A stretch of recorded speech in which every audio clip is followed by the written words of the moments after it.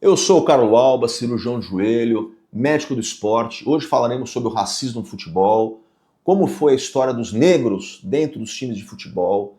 Esse programa eu dedico ao meu vô de criação, que está no céu, Clemente. Que Deus o ilumine toda a negritude do mundo. Eu sou um branco que corre sangue negro. Lamentavelmente, o nosso país foi o último a abolir a escravidão. Ocorreram aquelas leis anteriores, lei do sexagenário, lei do ventre livre, que só atrasaram a abolição da escravidão. Infelizmente, os negros foram libertos, sem escolaridade, sem ofício, e isso nós estamos colhendo até hoje. Desigualdade social, tem mais negros. Nas favelas, tem mais pardos e negros. Nos presídios também, na criminalidade. Ou seja, lamentavelmente, o nosso país retardou muito essa libertação dos escravos. A nossa origem do futebol veio com estudantes ingleses. Temos como expoente principal Charles Miller, que traz a bola da Inglaterra junto com a regra do futebol. Para começar a introduzir vagarosamente e evidentemente os espetáculos de futebol, inicialmente, eram concentrados, eram assistidos por aristocratas. As pessoas iam de terno, de chapéu, e naturalmente os negros eram excluídos, lamentavelmente. Vamos falar sobre o primeiro time de futebol que teve a importância de um negro, que foi a Ponte Preta, aqui de São Paulo, né? A famosa Macaca, que teve um presidente negro que também jogava futebol pela Ponte Preta. Nas excursões que faziam pelo interior, as pessoas racistas, né, já chamavam de macaco. Tanto que a Ponte Preta adotou a macaca até hoje como seu mascote.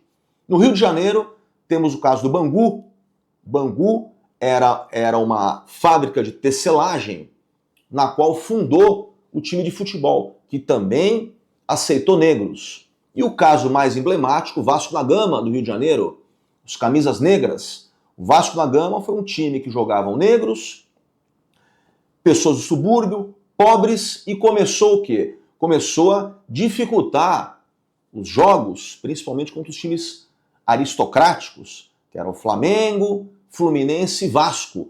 Tanto que quando o Vasco foi campeão, eles chegaram a proibir a presença de negros. Olha que absurdo. Alguns jogadores já vinham se destacando nessa época. Caso Leônidas da Silva, Domingos da Guia. Temos dois casos emblemáticos, né? Frederich, nem sei se é assim que se pronuncia, ele era filho de um alemão com uma negra. Antes dos jogos, ele alisava o cabelo para dar uma branquitude, né? Carlos Araújo, jogador do Fluminense, também, negro, colocava pó de arroz. Daí vem o apelido de pó de arroz do Fluminense. Pó de arroz para dissimular a sua cor. Naturalmente, ia suando e a cor dele apareceria, né? Epitácio Pessoa, presidente da República na época, o Brasil ia disputar um campeonato sul-americano na Argentina, ele proibiu a convocação de negros para passar que a nossa nação tinha uma certa branquitude, lamentavelmente. O racismo era tão feroz que na Copa de 50 eles martirizaram o Barbosa, que está no céu, o goleiro, praticamente virou um condenado vivo, né? Copa de 54 também, o Brasil teve problemas sérios. Na própria Copa de 58, que surge o maior expoente da raça negra do Brasil até hoje, Edson Arantes Nascimento. Na Copa de 58, começam os jogos com brancos na maioria.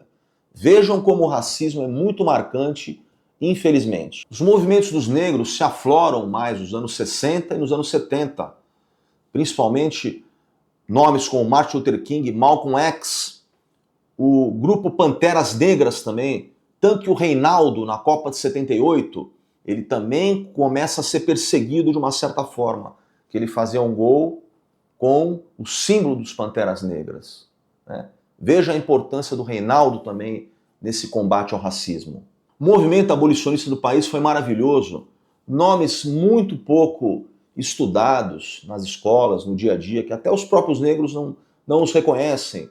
Luiz Gama, Joaquim Nabuco, José do Patrocínio. Ou seja, todos nós somos iguais, dependendo de cor, de credo. O racismo tem que ser punido com rigor. É a pior coisa que tem dentro do ser humano e deve ser combatido pela lei arduamente.